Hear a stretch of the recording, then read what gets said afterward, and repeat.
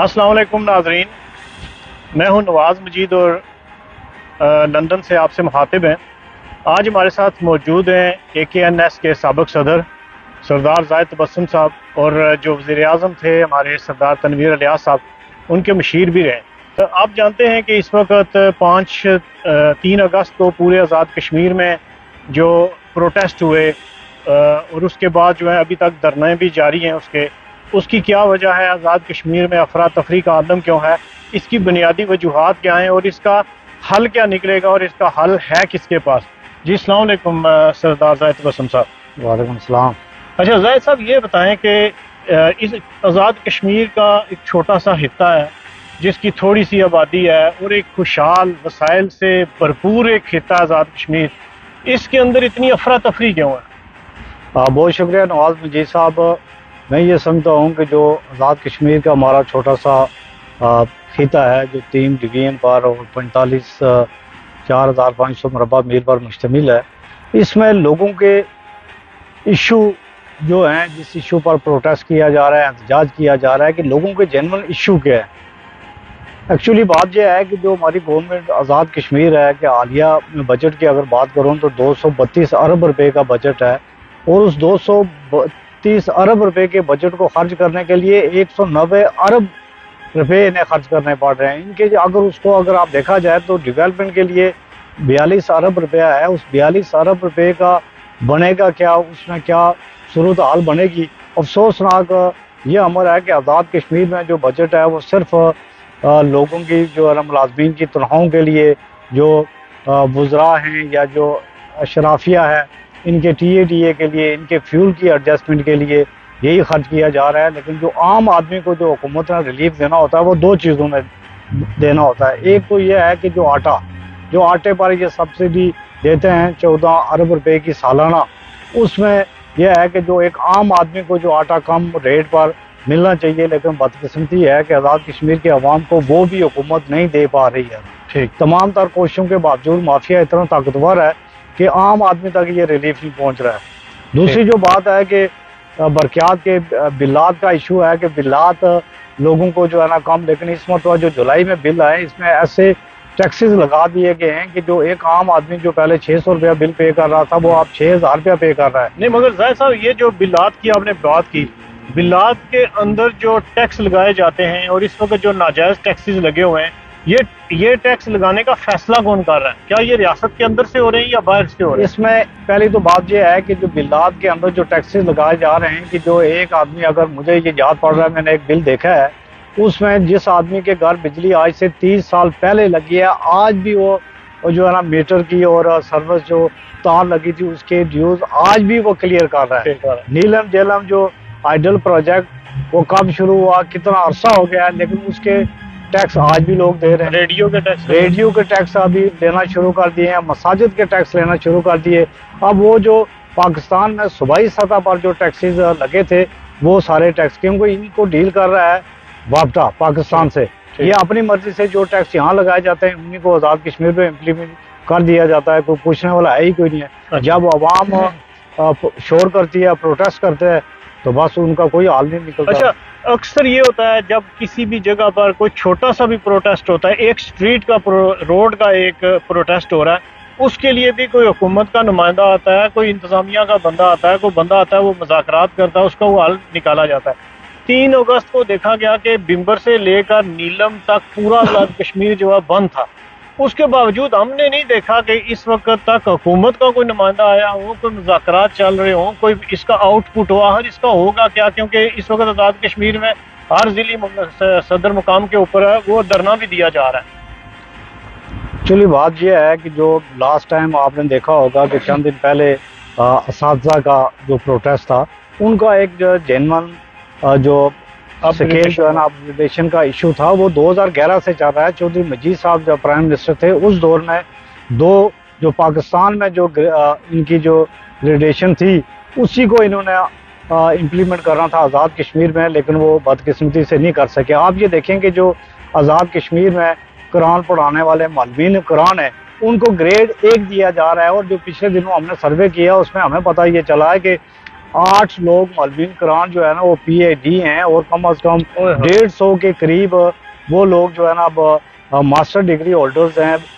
Bachelors ہیں۔ لیکن یہاں یہ پرابلم یہ بنتی ہے کہ جب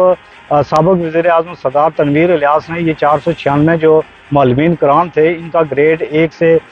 بڑھا کے 7 کرنے کی منظوری دی تھی، اور اس میں انہوں نے کلیئر کٹ یہ کہا تھا، منٹس بھی جاری ہوئے تھے کہ جو مولوین کران ہیں ان کی ایجوکیشن کے مطابق ان کے گریڈ جو ہے نا وہ بڑھائے جائیں۔ اب جو لوگ قرآن پڑھا رہے ہیں ان کو ایک چپراسی کے سامنے جو ہے نا وہ برابر جو ہے نا وہ ٹریٹ کیا جا رہا ہے۔ اس پر chief justice Azad Kashmir high court justice راجہ صداقت حسین صاحب نے بھی ایک تقریب میں یہ کہا تھا کہ ہمیں دکھ سے یہ کہنا پڑتا ہے کہ جو ہمارے ملک میں انگلش بولتا ہے تو اس کو پڑھا لکھا کہا جاتا ہے، اور جو قرآن پڑھاتا ہے اس کو کہتے ہیں جی کہ یہ مولوی ہے نا۔ تو یہ تفریق ختم ہونی چاہیے۔ بیسک جو چیز ہے کہ جو بنیادی رائٹس ہیں وہ آزاد کشمیر کے لوگوں کو نہیں مل رہے ہیں۔ 32 سال بعد آپ یہ دیکھیں کہ سابق وزیر اعظم آزاد کشمیر سردار تنویر الیاس نے 32 سال بعد آزاد کشمیر میں بلدیاتی انتخابات کروائے، کتنی مشکلات انہیں پیش آئی یہ تو ساری دنیا جانتی ہے، لیکن وہ کونسلر بن گئے، لیکن ان کو اختیارات نہیں دیے جا رہے ہیں، اور انہوں نے پروٹیسٹ بھی کیا، فنڈ ان کو نہیں جاری کیے جا رہے ہیں۔ اگر کوئی لوگ اپنے رائٹس کے لیے پروٹیسٹ کرتے ہیں تو ان کے اوپر تشدد کیا جاتا ہے، ان کو گرفتار کیا جاتا ہے، تو لوگ جائیں کدھر؟ اچھا، اب اس مسئلے کا حل ہوگا کیا؟ اور ایک بڑی بات یہ بھی ہے، جیسے یہ کہتے ہیں جی کہ نام نہاد آزاد کشمیر ہے، کیا آزاد کشمیر گورنمنٹ کے پاس ان مسائل کا حل ہے جو لوگ پروٹیسٹ کر رہے ہیں؟ پہلے تو بات یہ ہے جی کہ جو ہماری آزاد کشمیر حکومت ہے، اب 42 ارب روپے کا ان کے پاس بجٹ ہے۔ بدقسمتی یہ ہے کہ بے شمار ایسے طلباء طالبات ہیں جنہوں نے PSC اچھے نمبرات سے پاس کی ہے، لیکن آج تک ان کو جاب نہیں مل سکی۔ آپ مجھے یہ بتائیں کہ ان کو جاب نہیں مل رہی ہے، لوگوں کے جو لوکل ایشوز ہیں ان کی حالت آپ کے سامنے ہے۔ آزاد کشمیر کی جو سکول 2005 میں ٹوٹے تھے زلزلے میں، آج بھی وہ بلڈنگ اسی طریقے سے ہیں۔ اگر حکومت سنجیدہ ہو تو یہ 40-42 ارب روپے کا جو بجٹ بنتا ہے، اگر پراپر طریقے سے آزاد کشمیر کے عوام کے مسائل کے اوپر خرچ کیا جائے تو میرے خیال میں 5 سال میں آزاد کشمیر کے لوگوں کے حالات سدھر سکتے ہیں، ان کے مسائل ہو سکتے ہیں۔ لیکن بدقسمتی یہ ہے کہ اسلام آباد مظفر آباد میں آزاد کشمیر میں ایک سیاسی کلب بنا ہوا ہے، اس سیاسی کلب کے جو ممبر ہیں وہ بینیفٹ اٹھاتے ہیں، اس میں عام آدمی کو ریلیف نہیں مل رہا ہے۔ کہ آپ دیکھیں کہ ایک حکومت بنتی ہے کہ 2 سالوں میں آزاد کشمیر کے 2 وزیر اعظم کو بغیر کسی وجہ کے اٹھا کے باہر پھینک دیا گیا ہے۔ بھائی اگر وہ 2 وزیر اعظم چلے گئے ہیں تو تیسرے وزیر اعظم سے آپ کیا توقع کرتے ہیں؟ سردار صاحب، جب ان کو نکالتے ہیں آزاد کشمیر کا جو MLA کا جو طبقہ ایک بڑی تعداد میں، وہ بھی کچھ نہیں کہتے کہ آج اس کو نکال رہے ہیں تو کل ان میں سے کوئی وزیر اعظم بنے گا، کل اس کو بلا وجہ یہ نکال دیں گے۔ اور پھر دیکھنے میں یہ آیا کہ تمام جماعتوں کے وزیر جو اپنے حلقوں کے اندر تو نفرت پھیلاتے ہیں، الیکشن کے دن قتل و غارت بھی ہوتی ہے، لوگ بھی مرتے ہیں، سب کچھ ہوتا ہے، ان سب نے ایک ہی بندے کو منتخب کر دیا۔ اصل میں پرابلم یہ ہے کہ جو آزاد کشمیر کے MLA منتخب ہو کے آتے ہیں، جب وزیر بنتے ہیں تو وہ اپنے مفادات دیکھتے ہیں۔ بس ٹھیک ہے، جہاں سے کوئی ایک صورتحال بنتی ہے کہ جی اس وزیر اعظم کو چہرہ اچھا نہیں ہے، اس کو ہم نے تبدیل کرنا ہے، تو یہ وزراء سب سے پہلی صف میں کھڑے ہوتے ہیں۔ پچھلے دنوں آزاد کشمیر میں یہ چند دن پہلے وزیر جو ہے نا یہ پریس کانفرنس کر رہے تھے، اور مجھے ان کو دیکھ کے حیرت ہوئی کہ یہ وہی لوگ تھے کہ جو قیوم نیائی صاحب کے ساتھ فرنٹ پر آ کے کھیل رہے تھے۔ یہ وہی وزراء تھے جو سردار تنویر الیاس کے دن رات اس کی جو ہے نا وہ خدمت کر رہے تھے اور اس کی منتیں ترلے کر رہے تھے۔ آج اس کی حکومت ختم ہوئی، قیوم نیائی صاحب کی ختم ہوئی، اب انوار کے پیچھے، اور یہ آزاد کشمیر کے عوام کے لیے پالیسی بنا رہے ہیں جن کا اپنی خود کوئی منزل نہیں ہے نا۔ یہ کبھی رائٹ ہوتے ہیں، کبھی لیفٹ ہوتے ہیں۔ بدقسمتی ہے ہماری اس کشمیری قوم کی کہ ان کو ایسے حکمران ملتے ہیں جو ان کے مسائل حل کرنے کے لیے اقتدار میں آتے ہیں، ان سے ووٹ لیتے ہیں، لیکن جب وہ مسائل حل کرنے کی بات آتی ہے اس کو حکومتیں تبدیل کر دیتے ہیں۔ اور اس کے بعد ابھی آپ دیکھیں کہ 3 مہینے ہو گئے ہیں آزاد کشمیر کی حکومت کو قائم ہوئے، لیکن 3 مہینے میں جو ہے نا وزیر تو بن گئے ہیں لیکن محکمہ الاٹ نہیں کیے گئے۔ اچھا، آپ کی اخبارات کے اندر بھی ہم دیکھتے ہیں سب سے بڑا آزاد کشمیر کا، میں سوچتا ہوں کہ سب سے بڑا جو ایشو ہے وہ آزاد کشمیر کے اندر کرپشن ہے، مگر باقی چیزوں کے اندر تو کرپشن نظر نہیں آتی، مگر یہ سڑکیں بنتی ہیں، فار ایگزامپل ہماری کھڑی شریف کی جو سڑک ہے وہ کروڑوں روپے کی ہے، کچھ تو کہتے ہیں کہ ارب سے بھی زیادہ ہے، وہ ایک بارش کے بعد وہ ختم ہو گئی۔ ابھی کل کچھ فوٹو ریلیز ہوئے، نیچے سب پتھر ڈال کے سیفٹی وال بنا رہے ہیں، اوپر 2-2 انچ سیمنٹ ڈال رہے ہیں۔ کوئی ایسا ادارہ نہیں ہے، کوئی ایسا بندہ نہیں ہے جو ان کو پوچھے کہ یہ آپ کیا کر رہے ہیں۔ اور ان سڑکوں کے اندر ناقص تعمیر کی وجہ سے ہر سال درجنوں لوگ اور سینکڑوں لوگ جو ہے لقمہ اجل بن جاتے ہیں۔ پرابلم یہ ہے جی کہ اگر آپ 70-75 سال کی تاریخ اٹھا کے دیکھیں کہ جتنا بجٹ آزاد کشمیر کی حکومت کو ڈیولپمنٹ کا ملا ہے، اگر یہ سارا نہیں 50%، 25% خرچ کر دیا جاتا تو آج آزاد کشمیر ایک پیرس بن گیا ہوتا۔ لیکن یہاں یہ پرابلم ہے کہ جب کوئی بھی حکومت ہو، اب دیکھیں قیوم نیازی صاحب نے اپنے دور میں اچھے انیشیٹو لیے ہیں، ان کو فارغ کر دیے گئے۔ سردار تنویر الیاس نے 32 سال بعد بلدیاتی انتخابات کروائے، انہوں نے ملبین کا ایشو اٹھایا، انہوں نے اور آزاد کشمیر کے جو ہے نا وہ ہوم میڈ انڈسٹری لگانے کی بات کی، انہوں نے بے شمار انیشیٹو لینے کی کوشش کی ہے، لیکن ان کو اٹھا کے باہر پھینک دیا گیا۔ اب آگے ہیں انوار الحق صاحب۔ انوار الحق صاحب نے آتے ساتھ ہی وہ اچھے سٹیپ اٹھائے ہیں کہ انہوں نے جو فالتو گاڑیاں تھیں وہ انہوں نے کلیکٹ کی ہیں۔ اب سرکاری اداروں میں اے سی بند کروا دیے ہیں، جنگلات پر پابندی لگا دی گئی ہے کہ اور آٹا جو سمگل کرے گا اس کے اوپر سزا اور جزا کا تعین کر دیا گیا ہے۔ لیکن جب احتساب بیورو کی بات آتی ہے، احتساب کی بات آتی ہے، تو وہاں مافیا اتنا تگڑا ہے کہ یہ حکومتوں کو جو ہے نا وہ گھٹنے ٹیکنے پر مجبور کر دیتا ہے نا۔ یہ کوئی اچھے سٹیپ لے رہے ہیں، لیکن پرابلم یہ ہے کہ جو بندہ کرپشن کرتا ہے تو کرپشن کرنے والوں کی سزا اور جزا کی جو جب موقع آتا ہے تو وہاں احتساب بیورو ہوتا ہے۔ لیکن آزاد کشمیر میں احتساب بیورو کا ادارہ تو ہے جو چھوٹے کلرکوں کو تو پکڑ سکتا ہے، لیکن بڑے مافیا کے اوپر ہاتھ ڈالو اس کے پاس کی بات نہیں ہے۔ ٹھیک ہے، آخری کوشچن سردار زید تبسم صاحب، آپ اس وقت برطانیہ کے دورہ پر ہیں، برطانیہ میں آئے ہیں اوورسیز میں۔ اوورسیز کے جو لوگ ہیں وہ یہاں پر سیٹل ہیں، برطانیہ کے جو آزاد کشمیر کے رہنے والے لوگ ہیں وہ یہاں سے کمائی کرتے ہیں، اپنے آزاد کشمیر میں بیچتے ہیں، اور وہ صرف ایک مطالبہ کرتے ہیں کہ جب ہم آزاد کشمیر آئیں ہمیں پانی مل جائے پینے کے لیے، بجلی مل جائے،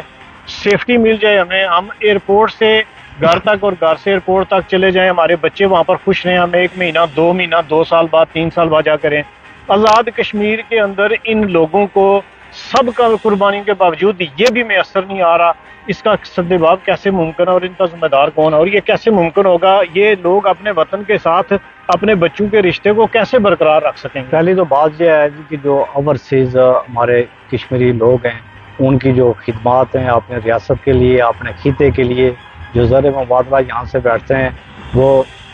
تحسین کے لائق ہو۔ میں یہ سمجھتا ہوں کہ وہ لوگ دیار غیر میں رہ کے اتنا کچھ اپنے وطن کے لیے، اپنے وطن کی عوام کے لیے، اپنے خطے کی خوشحالی کے لیے کرتے ہیں، لیکن افسوس کا مقام یہ ہے کہ ہمارے اوپر ایک اوورسیز کی سیٹ ہے کہ جہاں سے ایک بندے کو منتخب کیا جاتا ہے، وہ تو اسی دن بندے کا پتہ چلتا ہے کہ جب وہ MLA بنتا ہے یا 5 سال بعد حکومت ختم ہوتی ہے اس کا پتہ چلتا ہے۔ ان بٹوین آج تک کسی کو کوئی رول پتہ نہیں چل سکا۔ میری جو ہے نا یہ اوورسیز کمیونٹی سے یہ اپیل ہے کہ وہ ایک ایسا ایک فورم بنائیں، کوئی ایسا ایک پلیٹ فارم بنائیں جس میں ان لوگوں کے، یہ پچھلے دنوں کی بات ہے کہ میرپور یہاں برطانیہ سے کوئی میرپور کے کوئی لوگ گئے ہیں، وہ گاڑیاں لے کر گئے ہیں، کسٹم کلیئر کر کے ہر چیز کلیئر کر کے وہ میرپور پہنچے، لیکن ان کی گاڑیوں کو بند کر دیا گیا۔ کیوں بند کر دیا گیا جی؟ کہ یہ یہاں یہ چلا نہیں سکتے، یہ یہاں جو ہے نا کسٹم چوری کر کے، بھائی کسٹم چوری کر کے تو وہ اتنا ہزاروں میل کا سفر طے کر کے میرپور کیسے پہنچے ہے نا۔ کہنے کا مقصد یہ ہے کہ کچھ چیک اینڈ بیلنس نہیں ہے۔ یہ ہماری حکومت آزاد کشمیر سے بھی یہ اپیل ہوگی کہ جو اوورسیز کے لوگ ہیں جو دیار غیر میں بیٹھے ہوئے ہیں، اپنے ملک کی خدمت کرتے ہیں، خطے کی خوشحالی کے لیے جو ہے نا وہ اپنے پردیس کاٹ رہے ہیں، ان کے جو چھوٹے چھوٹے ایشوز ہوتے ہیں، ان کے پلاٹس کے اوپر قبضہ کر دیا جاتا ہے، ان کو پروٹیکشن چاہیے ہوتی ہے، وہ عدم تحفظ کا شکار ہیں، وہ یہاں سے انویسٹمنٹ وہاں لے کر نہیں جا سکتے ہیں۔ ان کے لیے فوری طور پر حکومت کو پالیسی بنانی چاہیے تاکہ ان لوگوں کے مسائل کم ہوں۔ اگر یہ لوگ زر مبادلہ وہاں بھیجنا بند کر دیں گے تو ہمارے آزاد خطے کے وسائل ہی کیا ہیں کہ جو ہم دیں گے، اربوں روپے یہاں سے بھیجے جاتے ہیں جو آزاد کشمیر کے بینکوں میں، پاکستان کے بینکوں میں جاتے ہیں، لیکن اتنے زیادہ یہ مسائل زیادہ یہ لوگ ہیں۔ میری بھی حکومت سے یہ اپیل ہوگی کہ جن لوگوں سے ہم ملے ہیں، دیکھیں ہیں کہ لوگ اپنے خطے کے لیے کچھ کرنا چاہتے ہیں لیکن وہ عدم تحفظ کا شکار ہیں کہ ان کو وہاں تحفظ نہیں ملا۔ تحفظ کون دے گا؟ یہ حکومت دے گی، یہ وزیر اعظم کی ذمہ داری بنتی ہے، آزاد کشمیر کی حکومت کی بنتی ہے، اور ہم اپیل کریں گے کہ حکومت اس پر فوری طور پر توجہ دے تاکہ اوورسیز کے لوگوں کے جو بنیادی جو ایشوز ہیں ان کو حل کیا جا سکے۔ بہت شکریہ زاہد تبسم صاحب وقت دینے کے لیے. تو جناب یہ اس وقت زاہد تبسم صاحب برطانیہ کے دورے پر ہیں, یہاں پر برطانیہ میں موجود ہیں. تو ہم نے کوشش کی کہ جو آزاد کشمیر کے اندر لوگوں کو مسائل ہیں یا برطانیہ سے اوورسیز لوگوں کو اپنے خطے کے اندر جو مسائل ہیں ان کے اوپر ہم تھوڑی سی گفتگو کر سکیں, اور اگر ہماری وجہ سے کسی مسئلے کے اوپر حکومت توجہ دیتی ہے تو یہ ہماری خوش قسمتی ہوگی. اگر آپ اتفاق کرتے ہیں کہ ہم نے جو گفتگو کی ہے جینون گفتگو کی ہے, لوگوں کے مسائل ہیں, تو ویڈیو کو شیئر ضرور کریں اور رائے ضرور دیں کہ آپ ہم آئندہ کسی مہمان کے ساتھ کون سے موضوع کے اوپر, کون سے مسائل کے اوپر, کون سے ایشو کے اوپر ہم ان کے ساتھ گفتگو کریں. بہت شکریہ, جزاک اللہ خیر.